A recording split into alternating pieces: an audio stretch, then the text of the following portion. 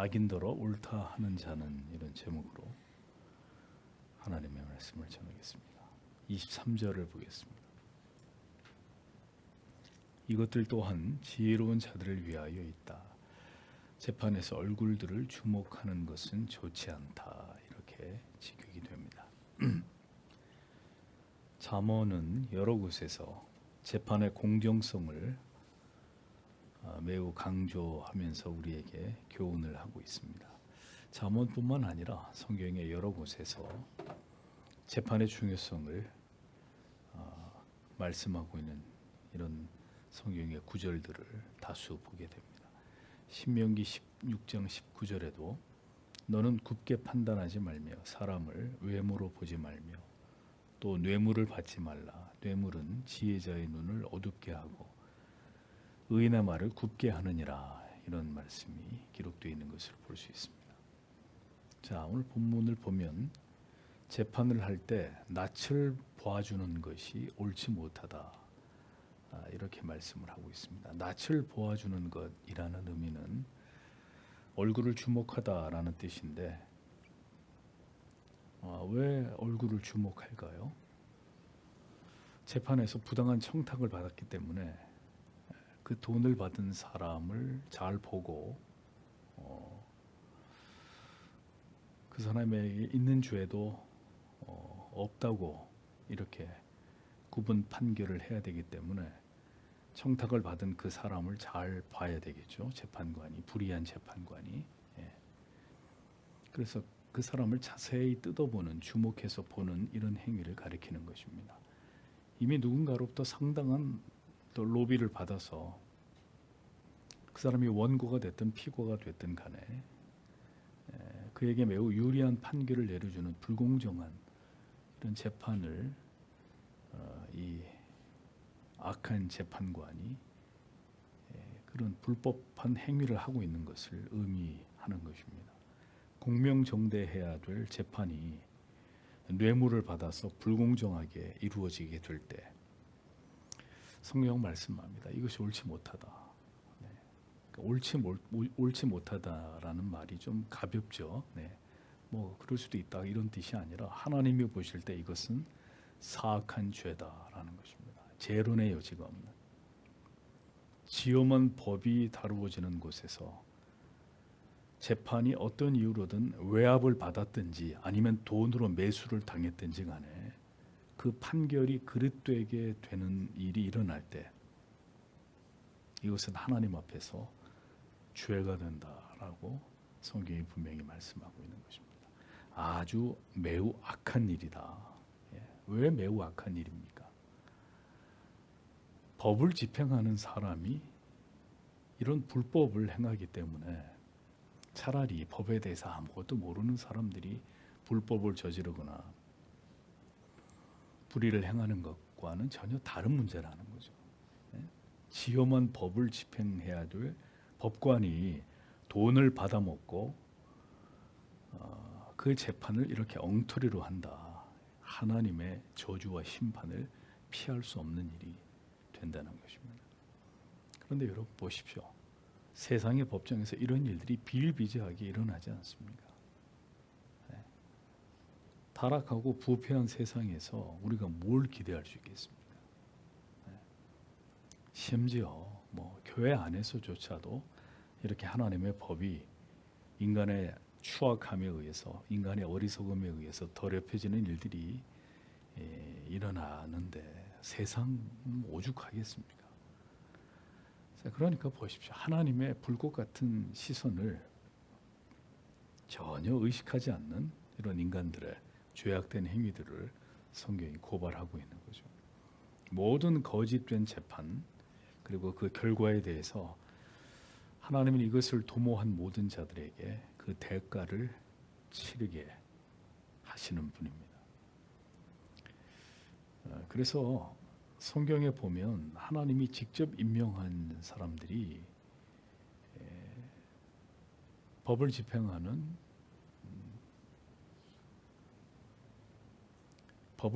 자와 그 다음에 하나님이 제사장을 친히 임명하잖아요.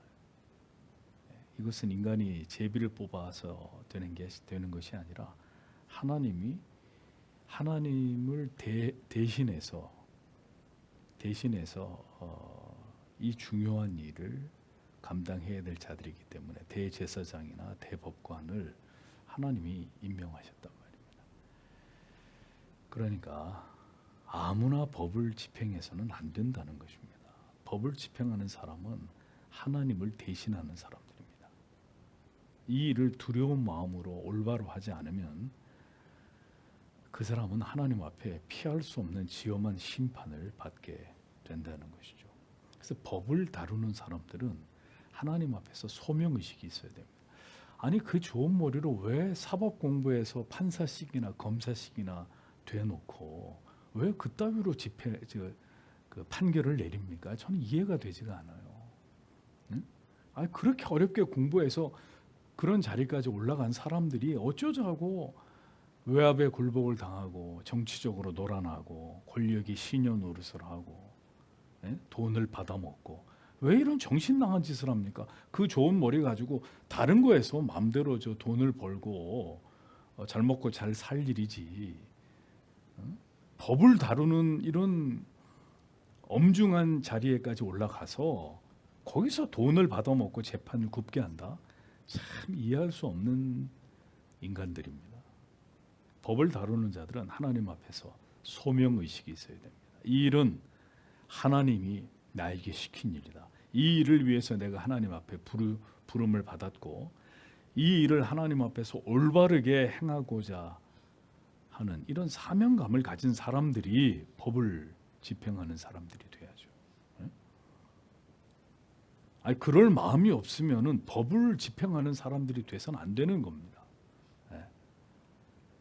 돈과 명예를 탐하는 자나 혹은 용기와 의로움과 담대함이 없어서 압력에 굴복당하든지 휘둘리든지 정치적으로 야합을 하는 이런 어리석고 악한 죄에 빠질 자들이라면 법복을 벗어야 된단 말입니다. 자격 없어요. 그런 사람들은. 그런 사람들이 왜 이 사회에 그 중요한 역할을 맡고 있습니까? 다 자격 없는 사람들입니다. 그 자리에 있을 이유가 없는 썩어 빠진 어리석은 자들일 뿐이라는 거죠. 제발 이 땅의 모든 법조인들이 부디 이 하나님의 말씀을 좀 두렵게 여겼으면 좋겠습니다. 큰 저주를 받기 전에 말이죠. 24절에 악인에게 너는 의롭다라고 말하는 자 백성들이 그를 저주할 것이다. 국민들이 그를 진노할 것이다 라고 기록되어 있습니다.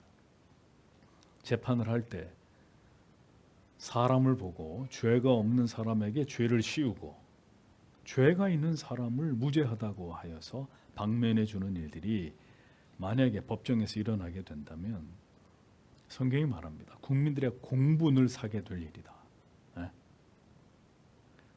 분명히 악인입니다. 누가 봐도 저 사람은 분명히 죄를 지은 사람이에요. 악인이란 말입니다. 명백하게 그 죄가 다 드러났단 말이죠. 자, 그런데도 불구하고 그 악인에게 죄가 없다, 이 사람은 옳다라고 판결을 내립니다. 재판은 죄인과 그 다음에 억울한 사람을 가려내는 자리 아닙니까? 이 사람은 죄가 있다. 죄가 없는 사람을 죄가 있다고 하면 안 되고 죄를 지은 사람에게 죄가 있다고 얘기하는 것이고 또 이 사람은 분명히 죄가 없는 사람이다. 이 사람은 억울한 사람이다. 이걸 분명하게 가려내는 곳이 법정이지 않습니까? 누가 가해자이고 누가 피해자인지를 판결하는 것이 재판입니다. 그 사람의 인생이 한 사람의 인생이 달린 문제죠.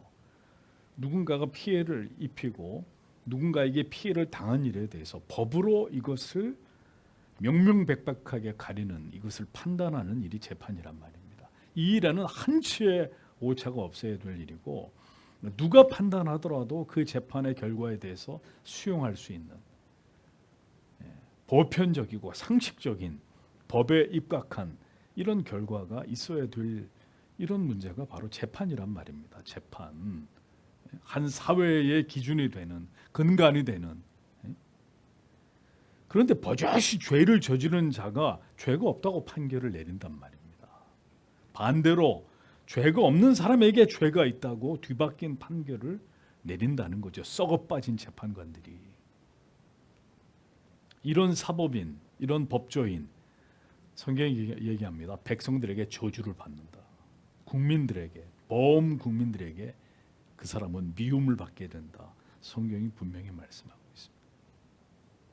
얼마나 불명예스러운 일입니까?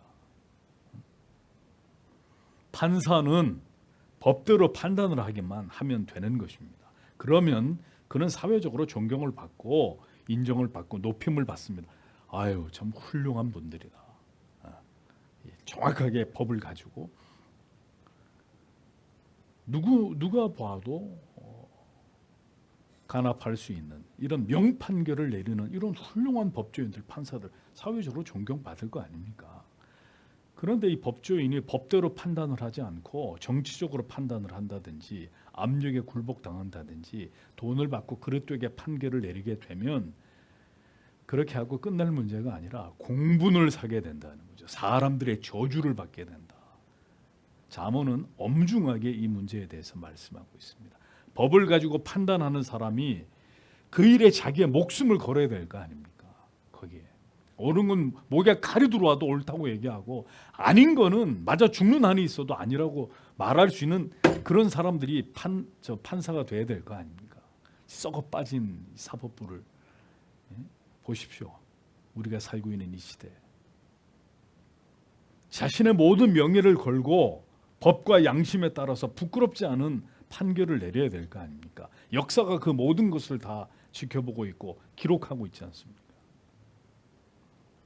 만일 그릇된 판결을 내리게 된다면 그는 그 일로 인해서 두고두고 세인들의 미움을 받고 저주를 받게 된다고 성경은 말합니다. 저주하다 낙하부.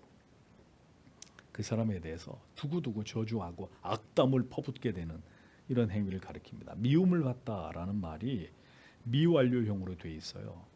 그러니까 한번 잠깐 미움을 받고 끝나는 게 아니라 그 이름이 거명될 때마다 이 잘못된 판결을 내린 사람의 그 이름이 거명될 때마다 사람들은 계속해서 지속적으로 그 일에 대해서 분노하고 그 악한 판결에 대해서 저항하는 일들이 일어나게 된다는 것입니다. 부당하고 그릇된 판결로 하나님의 공의와 공법을 왜곡하게 되면 결국 민중의 저항과 지탄을 받게 됨을 성경은 분명히 말씀하고 있습니다. 잘못된 판결을 하면 국민들의 저항을 그 자체가 하나님의 심판이라는 거예요. 모든 사람들이 그것을 수용하지 못해서 다 들고 일어나게 되는 이런 일이 아주 부끄럽고 수치스러운 일이 일어난다는 거죠. 법을 잘못 판결함으로 인해서. 아니 법을 법대로 판결하면 누가 거기에 대해서 뭐라고 할 사람이 있습니까? 아무도 거기에다 토를 달 사람이 없을 거예요. 그런데 법을 어기고 불법적으로 어떤 일들을 하니까 사람들이 여기에 대해서 공분하는 거 아닙니까? 법을 지켜야 될 사람들이 법을 어기고 있다고 소리를 높이는 것 아니겠습니까? 그리스도인들은 어떤 의미에서 정의로운 사람들이 되어야 됩니다. 그리스도인들이 악에 치우치는 사람들이 된다. 그 사람들은 그리스도인들이 아니에요. 아니 옳은 건 옳다고 얘기하고 아닌 건 아니라고 얘기를 해야지.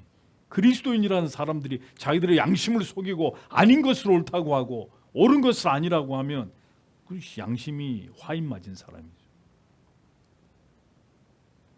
악을 선하다고 하고 선을 악하다고 하는 사람, 거듭난 그리스도인이 아닙니다. 거듭난 지정의를 가진 자라고 말할 수 없습니다. 그릇된 악에 대한 집착과 불의함은 그 사람이 하나님께 속한 사람이 아니라는 것을 증명하는 것입니다. 어떤 경우에도 그리스도인들은 하나님의 법을 지키고 하나님의 편에 서 있는 사람들이 되어야 합니다. 다수의 사람들의 뜻이 절대로 옳은 것이 아닙니다. 하나님의 법이 가장 중요한 판단의 근거와 기준이 된다는 것을 알아야 합니다. 이런 하나님의 말씀의 법에 엄격한 기준이 서 있지 않는 사람, 하나님의 자녀가 아닌 거예요. 진리의 편에 서 있지 않는 사람, 그리스도인이 아닙니다. 25절을 보십시오. 그러나 징계하는 자들에게 그것은 유쾌하다. 그리고 그들 위에 좋은 복이 임할 것이다 라고 되어 있습니다. 그를 견책하는 자라고 했죠. 무슨 얘기죠? 악인에 대해서 올바르고 정확하게 법에 따라서 재판하고 징계하는 그런 법조인을 가리킵니다. 그런 자는 악인더러 옳다 하는 자와 재판할 때 낯을 보는 악한 자들과 아주 대조를 이루는 의로운 재판관을 가리키는 것입니다. 악인을 법에 따라 올바로 재판하는 자는 그 일로 인해서 기쁨을 얻게 된다. 성경이 말씀합니다. 기쁨으로 번역된 인어함이라는 단어는 유쾌하다라는 의미를 가지고 있습니다. 이것은 그 영혼이 매우 만족스러운 상태를 가리키는 것입니다. 즉 법과 양심에 따라서 악인을 올바로 재판해서 유죄를 선언하게 될 경우에 그 재판관은 하나님 앞에서 그의 양심이 떳떳하고 당당하고 자유하고 그 영혼이 참된 만족과 평강을 얻게 된다는 겁니다. 법대로 올바르게 재판을 하면 아무것도 거릴 것이 없고 그 양심이 떳떳하고 자유하고 하나님 앞에서 그 영혼이 평안을 누린다는 거예요. 네? 그런데 반대로 자기의 양심과 법을 거스린 잘못된 판결을 내리게 되면 그 사람은 죽을 때까지 자기 자신에 대해서 떳떳하지 못하게 되는 것입니다. 악인을 의롭다고 판단하고 의로운 자를 악하다고 판단한 것에 대해서 죽을 때까지 양심의 가책과 죄책감에서 절대로 자유로울 수가 없게 된다는 것이죠. 그렇게 하나님이 그에게 벌을 내리신다는 것. 하나님 앞에서 자기의 양심에 따라서 그리고 법에 따라서 올바르게 법을 집행한 사람은 하나님이 그 영혼의 참 평안과 기쁨과 그렇게 한 그 일에 대해서 보람을 얻게 하십니다. 더 나아가서 좋은 복을 얻게 하신다라고 말씀합니다. 좋은 복, 비르카트. 이것은 하나님의 축복, 사람들의 축복을 가리킵니다. 불의하고 악한 자를 법에 따라서 올바로 재판한 사람, 하나님과 사람들에게 복을 받는 사람이 된다. 무엇보다 하나님께서 그에게 맡긴 재판관의 그 사명을 정의롭고 공정하게 올바로 행한 것에 대해서 하나님이 그에게 주시는 복을 그가 누리게 될 것이라고 성경은 분명히 약속하고 있습니다. 공정한 판결을 내리는 자, 하나님의 복을 받게 되고 악인을 옳다고 돈을 받아먹고 그릇된 판결을 하는 자, 저주를 받게 된다. 이 땅의 모든 법을 집행하는 자들이 반드시 기억해야 될 진리의 말씀입니다. 교회가 진리를 올바로 전파함으로 이 진리의 말씀을 굳게 붙들고 세상에서 자기에게 맡겨진 일들을 하나님 앞에서 충성을 다하게 함으로 그런 그리스도인들을 통해서 이 하나님의 통치가 이 세상 가운데 실현되게 해야 되는 그 일이 교회의 중요한 사명이란 말입니다.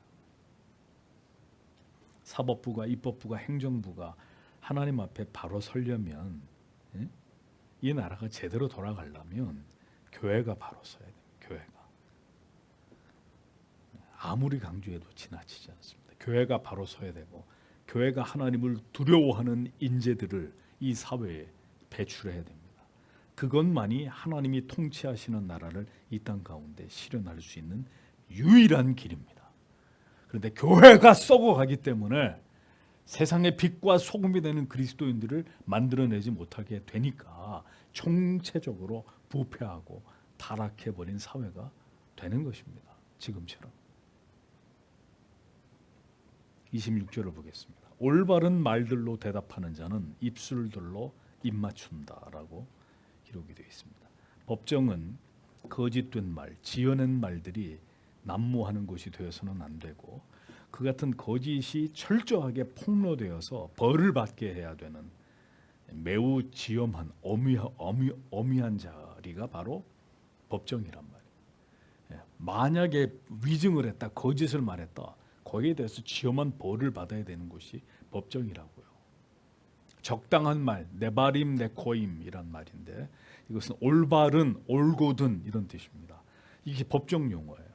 그러니까 법정에서 사용되는 모든 용어들은 올곧은, 올바른, 거짓이 없는, 재판관이 하는 얘기든 피고가 하는 얘기든 원고가 하는 얘기든 뭐 검사가 하는 얘기든 변호사가 하는 얘기, 누가 하는 얘기든 간에 법정에서 사용되는 모든 용어들은 올바른 말들, 정직한 말들, 거짓이 아닌 말들, 정확한 정직한 말들만 법정에서 사용되어야 한다는 것입니다. 진실된 증언, 거짓이 없는 올바른 대답.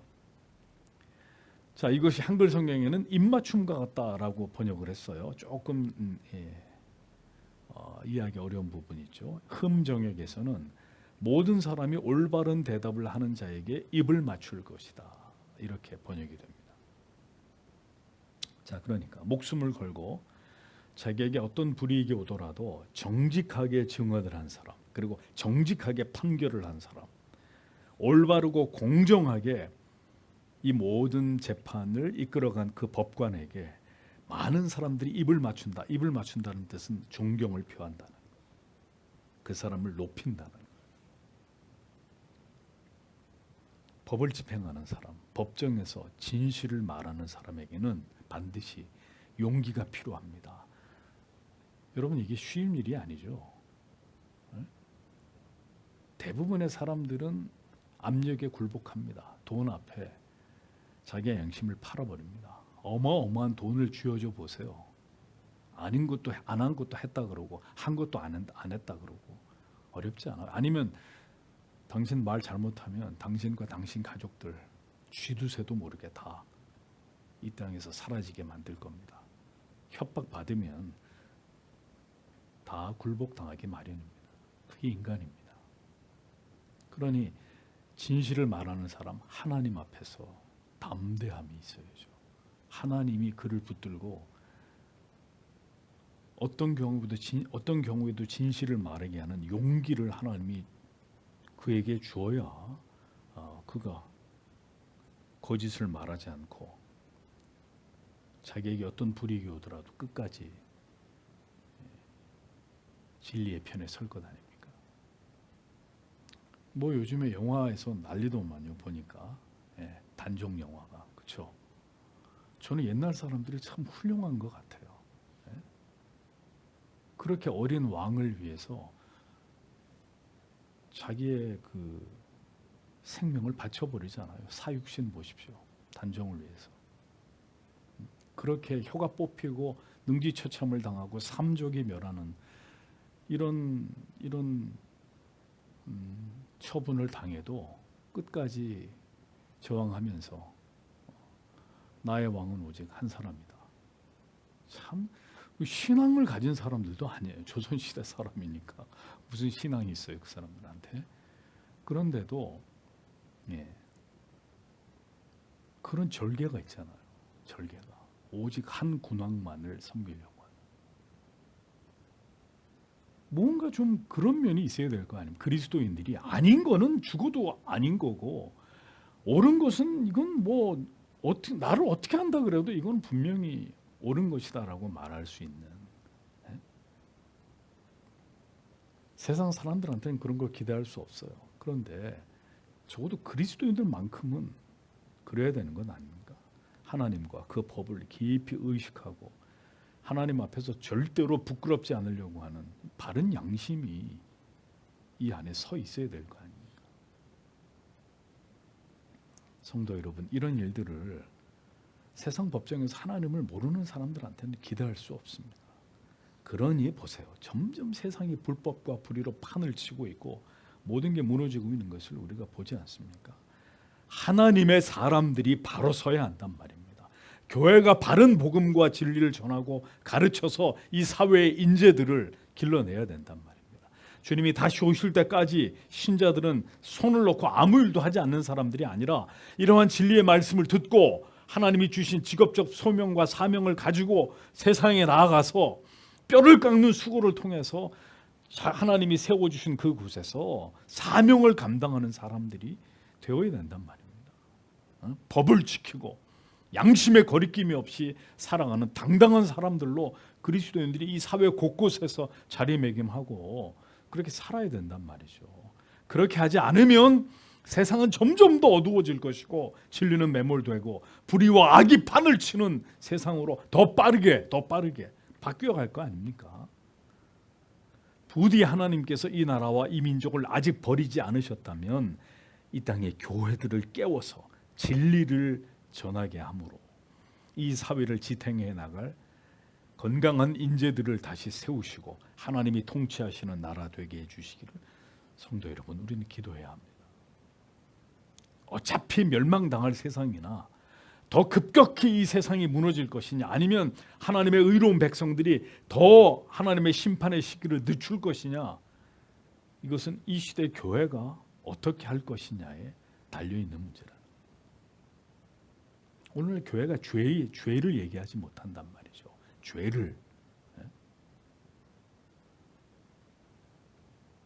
주님께서 부디 우리의 자녀들을 이러한 일에 사용해 주시고 이 사회 곳곳에서 정의와 공법과 선을 이루어가는 숨겨놓은 하나님의 종들이 이 마지막 시대에 다시 한번 일어나기를 성도 여러분 하나님 앞에 다 함께 간절히 기도해야 되리라고 믿습니다.